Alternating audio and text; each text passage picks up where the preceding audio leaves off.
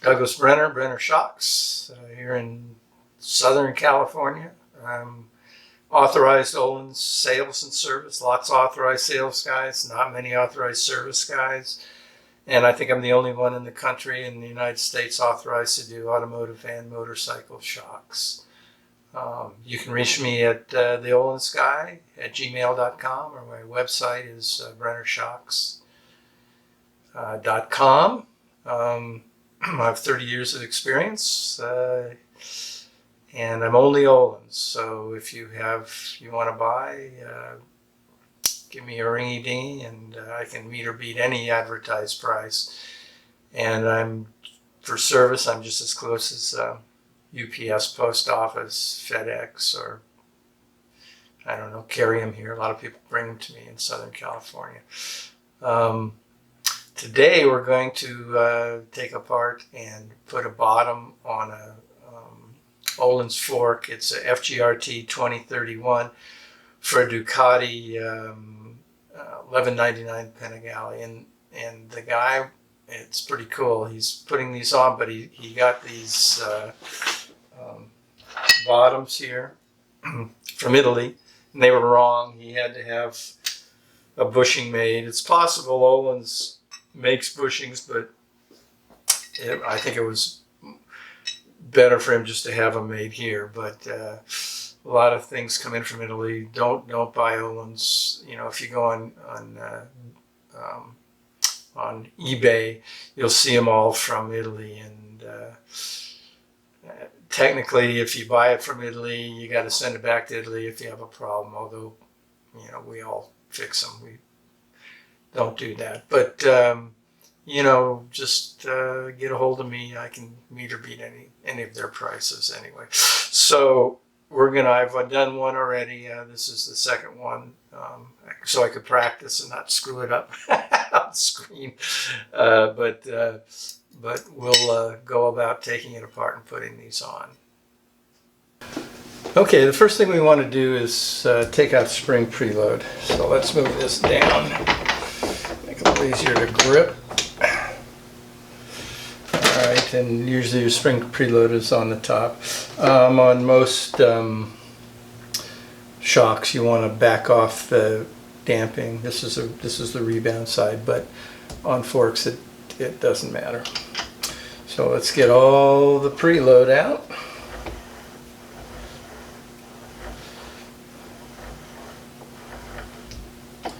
Alright, there it is. Then we'll take the top off. Ohlins tool.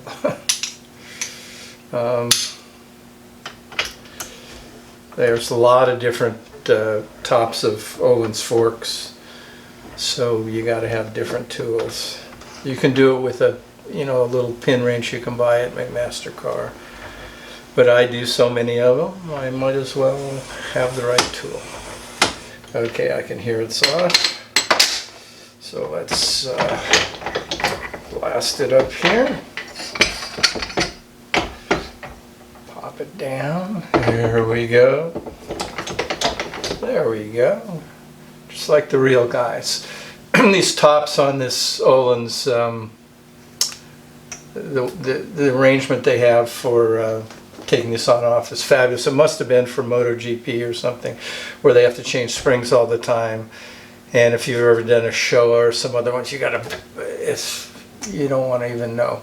And some of the earlier Ohlins, it's easier. They still have this slotted top for the spring, which helps. But this is the most fabulous thing ever. And the reason we had to take preload out is if you have preload, this nut is way up in here. You can't see it. So that's basically why you take preload out. And then I have my wrench. It's 19. This is 19. They're either 19 or 17, so I have both sides. I made this just so I could have a longer slot to grab it. And just get in here. Sometimes you got to line it up, and it gets a little difficult, but eventually you get it. There we go. That's it. That's all there is to it. And then we'll take this off. All right, beautiful. Pop that off.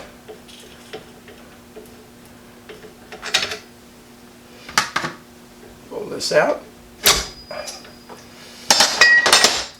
And there's that little cool little slotted, I don't know if you can see it, but it makes it real easy to take this. There's actually no nut on this. So we'll take out the spring. And what we'll do is I'll drain the oil. You don't have to watch. I have a bucket down here, and I'll turn it over and let it drain. And there's a little preload spacer that I'll take out. I'll show you, and I'll be back as soon as this thing is empty. Okay. Okay, we got all the draining done. The lovely draining. So let's pull off this tube. Yep, there's more oil. Got it right in my bucket. 2 points. Okay. Put it over here. So the next thing we want to do is to get out the ends. Get out the insides. So here's my handy dandy Ohlins tool. Pop her in there. Shouldn't be too tight. I think 45 newtons per millimeter is the proper torque. Oh, there we go. All right. Okie dokie. See what came out. There we are. Beauteous. Okie dokie. That's the part. We don't have to take this. We don't have to take this apart. And this is the rebound side, because you can tell these holes are at the bottom. On the other fork, those holes are at the top, so that oil, so it's not getting any compression damping to speak of, and it can be concentrated, and can be concentrated on the rebound. So there we are there. So the next thing we want to do is clamp it here. And we want to take this off. So okay, so I think this is probably hot enough. You can see a little of the Loctite bubbling in there and stuff.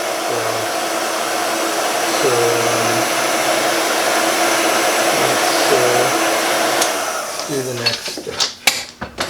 Okay, the next step is to get a tool and get this off. So you get this pipe wrench, and I don't think so. Don't use this. Maybe if it's busted and bent, you could do it, but it's not an authorized Ohlins tool. Here's the tool I use. You use it a lot on shocks to take the bodies off, and you can get, this is an Ohlins tool, and this is a split ring, or I don't know what you'd call it, a collet maybe, and it comes, you can get it in different sizes. This is 43 millimeters, and it's pretty nice. Ohlins has one that clamps on with Allens and with something to pull it on, but I like this. Plus I have it. So you just get it on there. Get it. Okay, beautiful. It's coming off now.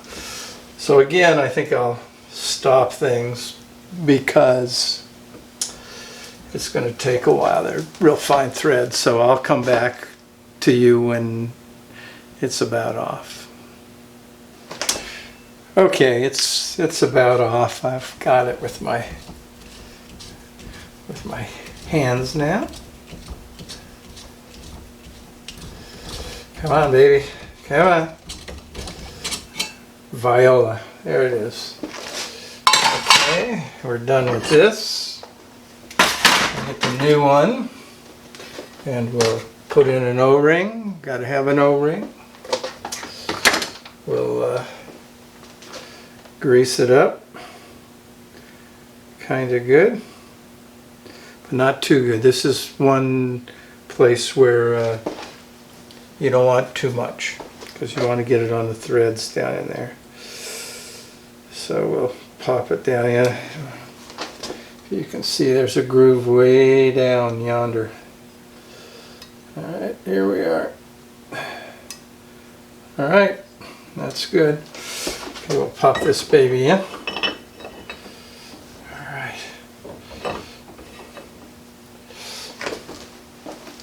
Then make sure this is clean. I don't see any Loctite stuck in there or anything.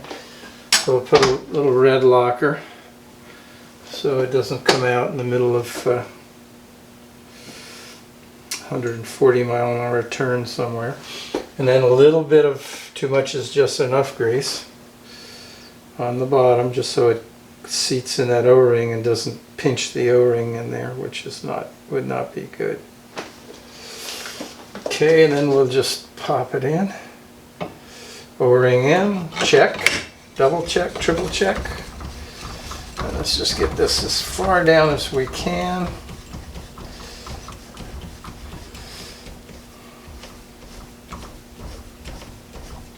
Here we go, we're going. Want to feel it start to seat. There it is in the O-ring.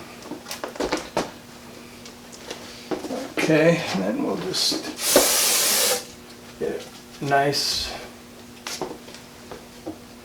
Make sure that our little tool is all right. And we want to tighten it, so we want it on this way. All right, let's see what we can do here, what we can accomplish. All right, it's going good. Very nice. Very, very nice. All right. Ooh, it's starting to get tight now, which is good. There it is. I have a lot of leverage out here, so I don't want to overdo it, but I think the Ohlins, the proper tool is about here. So just snug it up, make sure it's not going to come out. And I have a feeling that that the red Loctite will keep it in there. So next, we want to put this in. This is all the piston for your damping, and the holes are at the bottom, which means this is a rebound side, because in compression you don't want any damping, or you don't want much resistance in compression. You want it all in rebound. I've put on the adapter with some Loctite, and then put a little blue Loctite on here. I think that's what they usually specify. Just enough is too much with this stuff. Then we'll pop her down in there. We're getting there. Pop it down in. Get the handy dandy tool. Get started. Sometimes it takes a while to seat in those little grooves.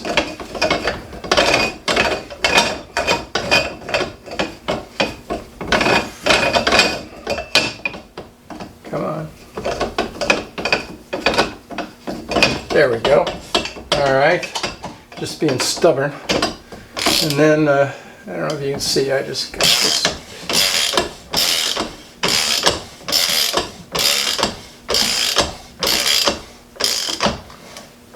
This is supposed to be like not too much. I think it's 45 Newton meters.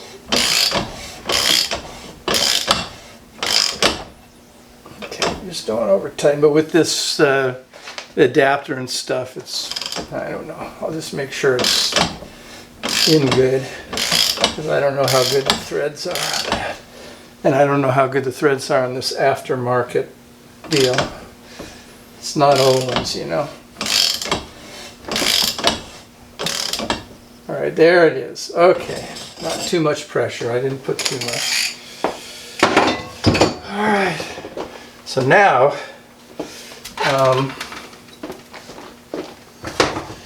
we've got the tube, 2B or not 2B. Put some red. Too much is just enough grease in here to make it go on good. If this was a Showa, there's a bearing here, so you can't put it on with all the seals. You've got to have all the seals out every time you do, and then you have to put the seals and the bushing and everything down here before you put on the tube. And then you just click this on it, it'll go down, and then you got to turn it over and pop them in. It's kind of ridiculous, and I think it's just a safe. It's one of those things that once they assemble it, they don't care. But you know, this is MotoGP stuff, really.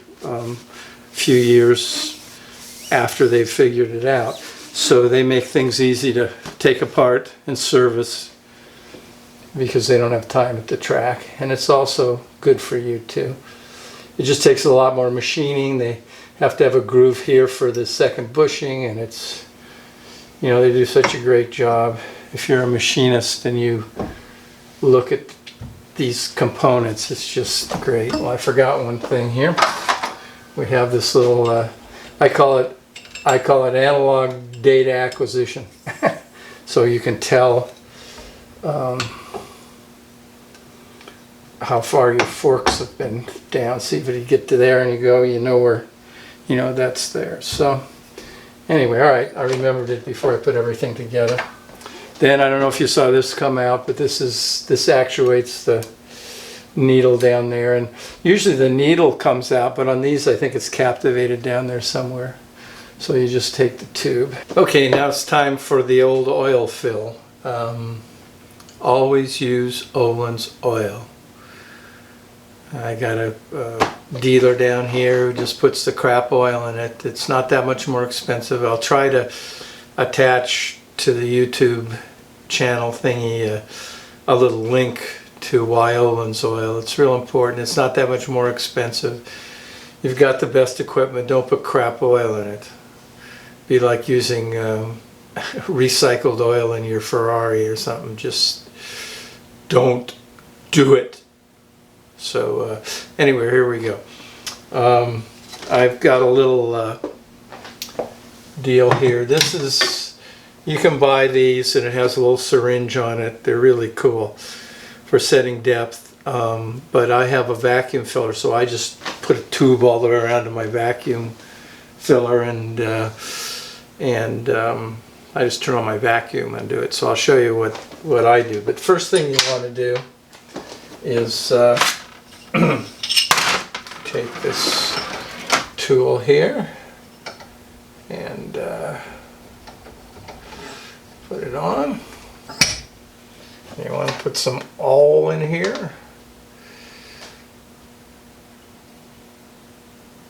This is 1309, and it's specified on the sheet. This fork has a sheet. I don't know what I did with it. It's somewhere around here. Anyway, it says 1309, and it gives a depth from the top here of 150 millimeters on this particular shock. Every Ohlins damper has a specification sheet, and it tells you everything you need to know, every part, everything, even older parts. So it's a good thing. So anyway, first we got to, oh look, we're getting already. This is rebound only, so you won't get anything going down, but it'll do it going up. And I'm feeling some resistance. I'll put a little more oil in it.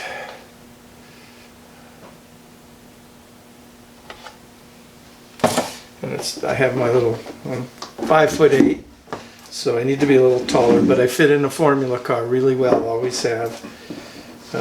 They make them big now. It's like getting in a bathtub now, but in the old days, try try getting into Lotus 41 and see how successful you might be. Or my BT29 or Chevron B15, you know. Late 60s, early 70s formula cars are skinny. So anyway, here we go.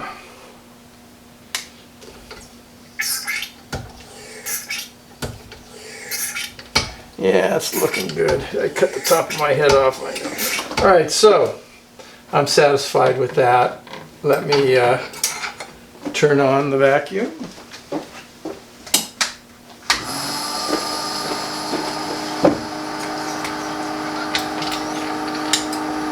Okay, so you see we don't see any oil here. So all I have to do is start pouring.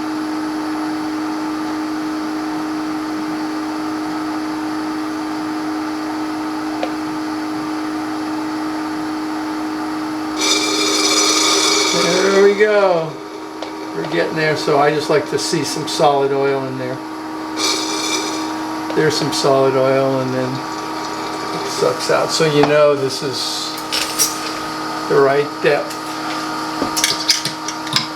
Okay. Now, here's the fun part. And by the way, my stool is IKEA, so it's also Swedish. All right, so look at that. Isn't that cool? That's Preload Spacer. Usually in most shocks, even the older Ohlins, is just a piece of aluminum, maybe with some plastic cap. But look at that. Wow. That's why I love it. That's why I love working on these. It's just so cool. Because I've done some fabrication and I've been around mechanical things, and I appreciate it when things are extra cool. So this is an aftermarket fork. So, and if you get Ohlins springs, you know, they're all marked with the part number and the spring rate. This is 10 newtons per millimeter on this, and you put that up not because it's functionally better, but then you can just see it. If you don't have to pull it out to see what you got in there. And then you don't want to forget the little spacer with the slots. Oh baby, now watch this. This is the coolest thing ever. MotoGP, they probably have to, you know they do, they switch springs and they do stuff, and they, you know, if it's a show, you don't even ask.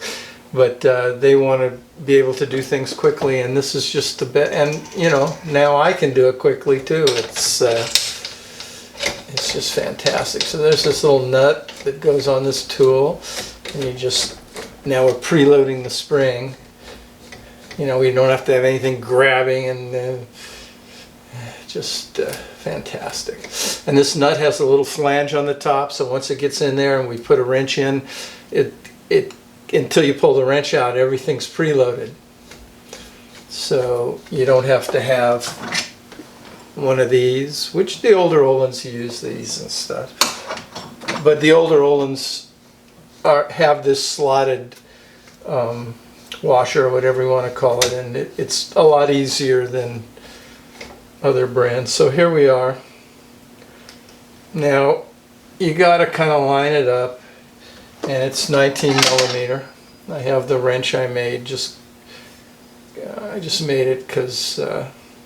Just because, you know, I just wanted something longer. So here's the 19 millimeter, and I can see it's a little skewed. You gotta kind of straighten it out, and you gotta get it under the flange. There it is. Look at that. Now we can just pull this whole thing off. Done.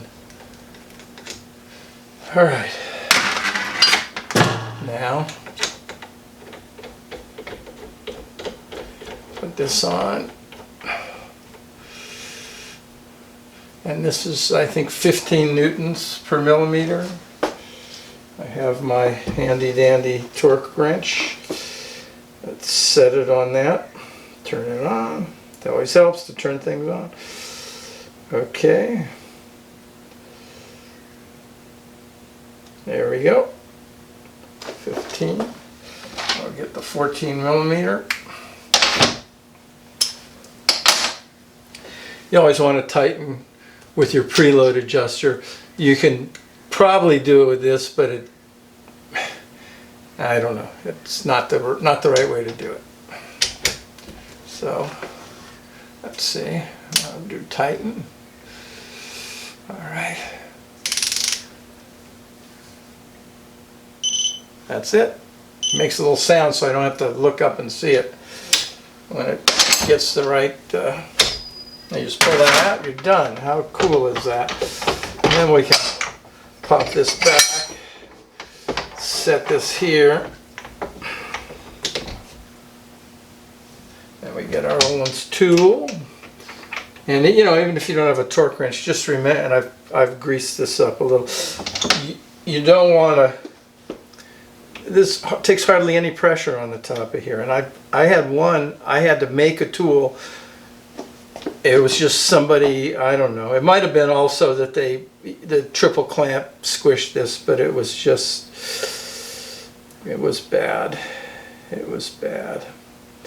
So we'll go down to, let's see, bleep, then down to 10. All right. And we'll just, gravity kind of helps get this down. That's why this vise is so great. You know, it just makes everything easy once you figure out how to use it. Okay, there we go. Come on, baby, get in there. There we are. All right, now we'll just. That's it. Okay, so there you are. Now the specs, I think it's 15. I'm not sure. I think it's 6 rounds of. Anyway, I'll get right back to you. I'll go find the sheet because I downloaded it and then put it somewhere. So I'll be right back.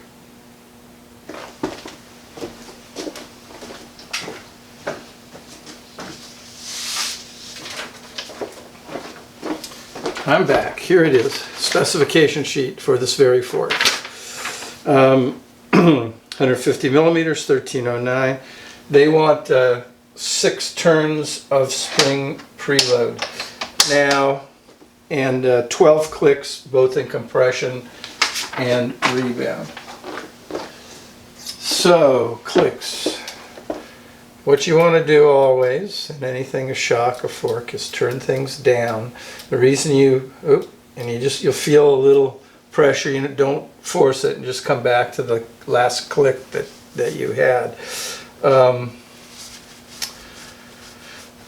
This way you know that the needle's bottomed in there, so you start with the same place every time. A lot of these, if you turn it out, some will have 2 or 3 turns or 1 turn more out because of the way the threads are and stuff. So you never know where you are. You can't get back. But this way, and you know, once you're there, if you want to do a few more clicks, you don't have to go back all the way tight. But if you get lost, like I do most of the time, I can just go back and do it. So it's 12, 1, 2, 3, 5, 6, 7, 8, 9, 10, 11, 12. And this is allowing the needle to come out. And I think the gnome, you can do whatever you want, but because I'm not big on having to do things a certain way. But the convention that I use, which I think is the normal convention, is that's -12.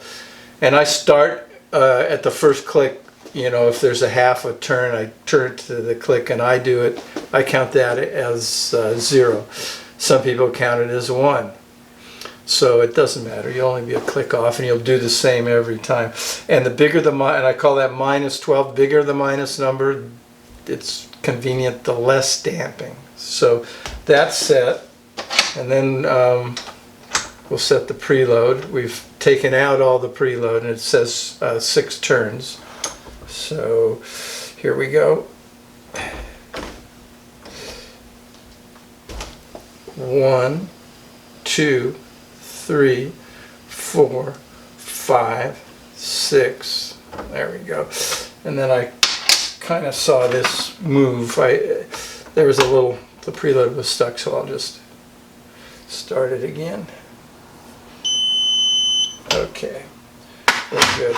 And this should be all done. That's all there is to it. I kept forgetting to mention that the reason that he got this is it's for bigger brakes. The stock one, the distance is less. He's got some big old brakes for this motorcycle. So that's it. It's BrennerShocks.com. theohlinsguy at gmail.com. I'm on Instagram. I think I'm the Ohlins guy on Instagram, or Douglas Brenner. Get a hold of me if you need to buy some Ohlins products, and if you need service, I'm available.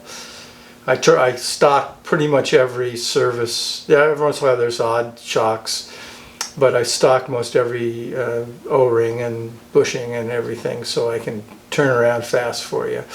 I'll probably never get 5 billion guys on on YouTube, 5 billion subscriptions and stuff. So I'm probably not going to be one of those guys, but I make my money doing shocks and selling shocks, Ohlins only. So, but if you want, you can, you know the drill that everybody says, push the subscribe, I mean, I actually have some, I hope, pretty interesting videos. I'm going to try to get into all the little minutia of shocks so you'll understand it. It's not rocket science, and I'm not a guru or any of that. I'm just a technician. I've done it for years, and it's understandable, but there's a lot of ins and outs and what have yous. And I'm going to try to just do little snippets, because if you're like me, my little brain fries after a few facts. So I'll try to keep them simple and everything. Comments, yeah, you can yell at me if you want, if you don't like what I'm doing. But basically, let me know if I've missed anything, as far as, you know, sometimes I'll gloss over something I might understand and I might not have made it clear to you, or let me know what you want to see. I'm Ohlins only, but a lot of this has to do with most shocks and forks that you'll have, a lot of the minutia. So I'm going to try to post every Monday. So thank you, and via con queso.